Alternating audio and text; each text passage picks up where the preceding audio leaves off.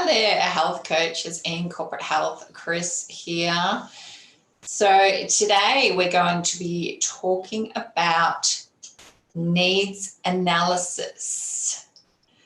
How are you, health coaches in corporate health? Today we'll be talking about needs analysis.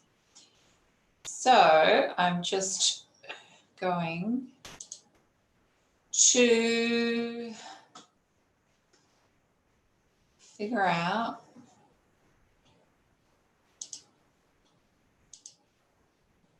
how do I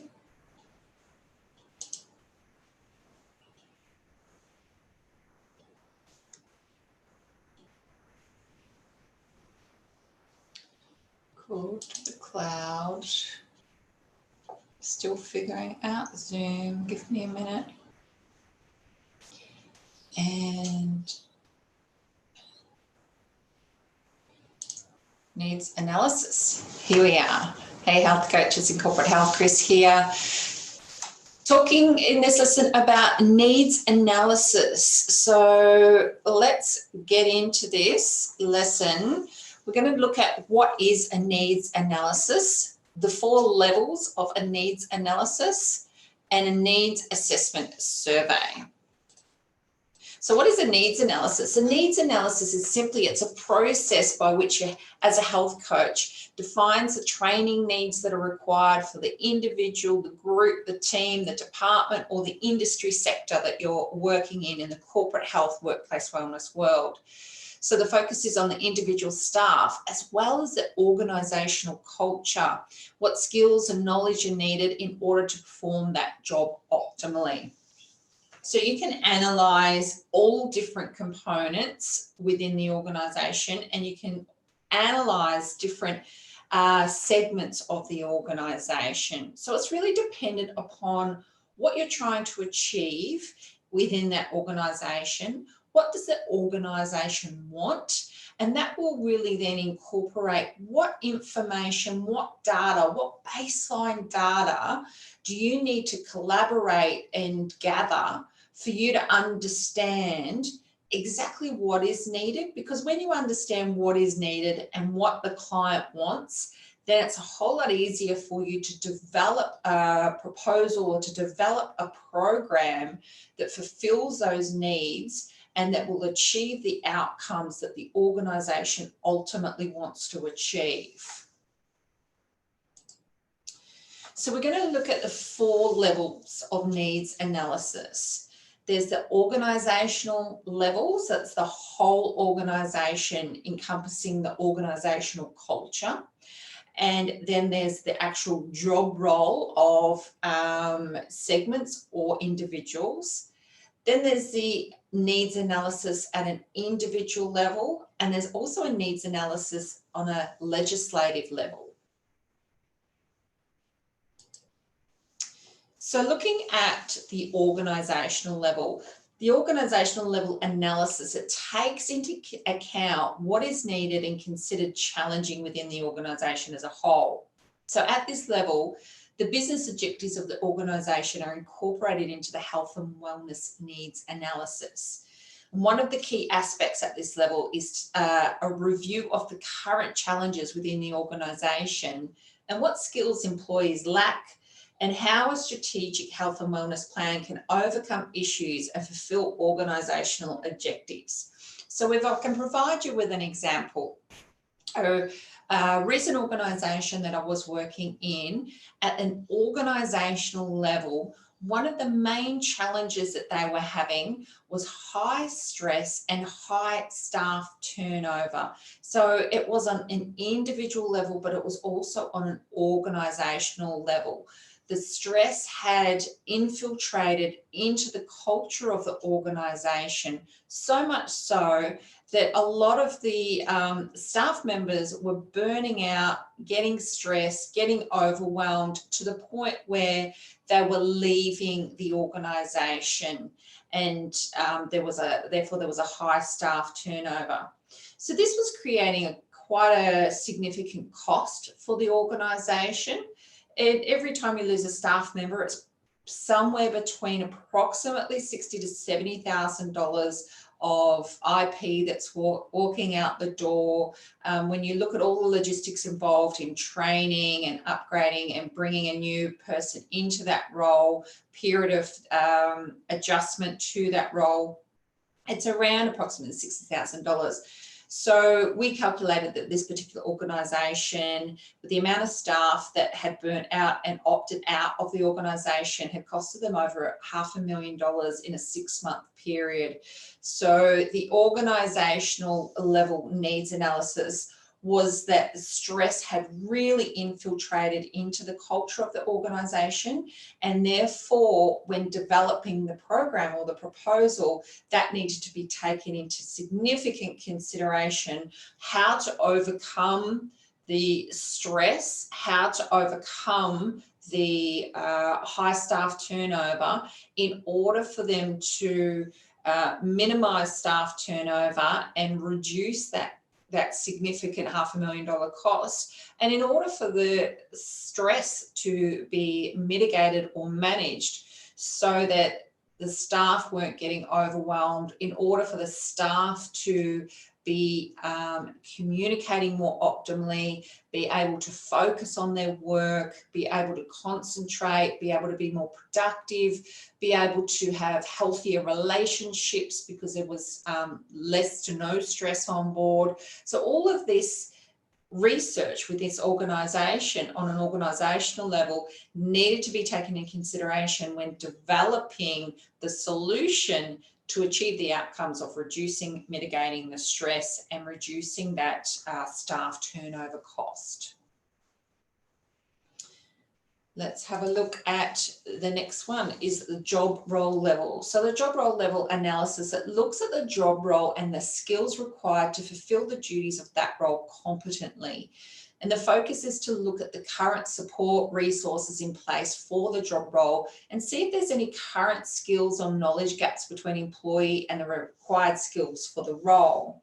So for example, if someone's been put into a position that they're not optimally competent for, it may create significant stress. It may create challenges in their confidence. It may create issues with the relationships between other employees. And this can become problematic for the organisational culture as well as for that individual. So when doing a needs assessment or a needs analysis, it's important to look at the organisational level, but it's important to also look at the job role of the individual and what needs to be implemented if they don't have the skills or the competence to fulfil that role. Do they need more support? Do they need more resources? Do they need more education? It's simply finding that gap and communicating that gap. And if possible, if it's in your scope of expertise, to fulfill that gap. Another level is the individual level. So the level of analysis may look at an individual's capability to use their skills across other roles and in different sectors, or their interest in doing so. So it also looks at whether an individual knows how to perform their job role, their performance levels, their skill gaps, and where to start on any training that may be needed. So these might be hard technical skills, or it also might be soft skills. So that's a lot of the work that I do, is really coaching people around their soft skills, around their attitude, around their managing their stress, around their emotional intelligence. So all these things will impact them on an individual level if there is a gap. So by doing that needs analysis of that individual, you may identify certain gaps in certain individuals that you may consider that as part of your program, I need to do one-on-one coaching with that manager. So for example, that one company that had a significant stress and significant high staff turnover, after doing my analysis, it was found that the main manager of this organisation was lacking some emotional intelligence, had very poor communication skills. And what was happening was people were getting frustrated, getting upset. He wasn't speaking to them in a optimal manner. And this was exacerbating and increasing their stress, so much so to the point that a lot of the staff were leaving.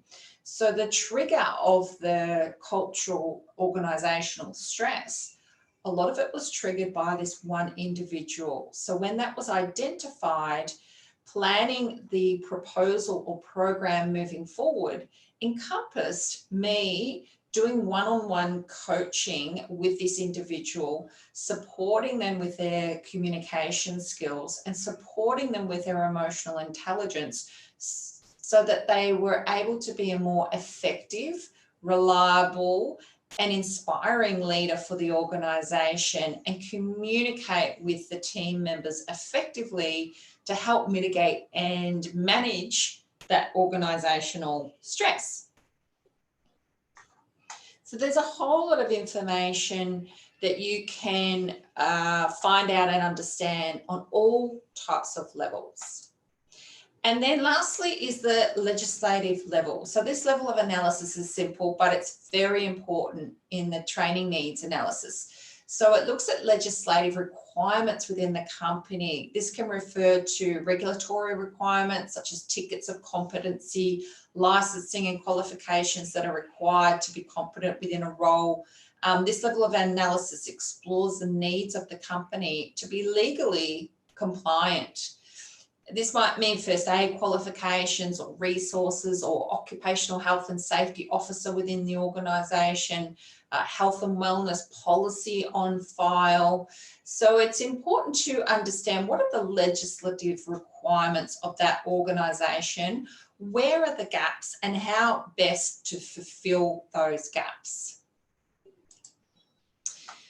And in this lesson, we're going to look at a needs assessment survey. So looking at a needs analysis survey, have a look at that document in the downloads. You can edit that one yourself. It's a really basic needs analysis on an individual as well as an organisational level. So you can edit that one or you can build one from scratch that really fits in with your niche market, that fits in with your skill set and your services.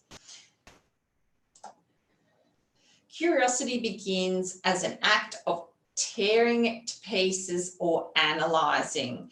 So the more curious you are, the more questions you ask, the more that you will learn, the more data you will have to work with, and the more data you have to work with, the better enabled you are to write your program or write your proposal.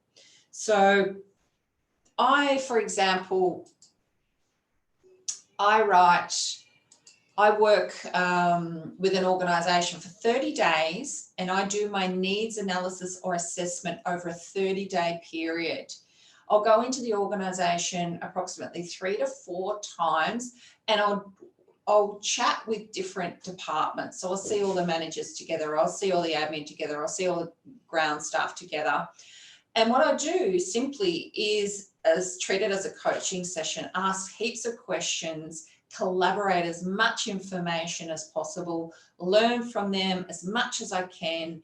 What's challenging? What's problematic? What have you tried that's worked? What have you tried that hasn't worked? What do you really want? What do you really need moving forward? What would help you to achieve that?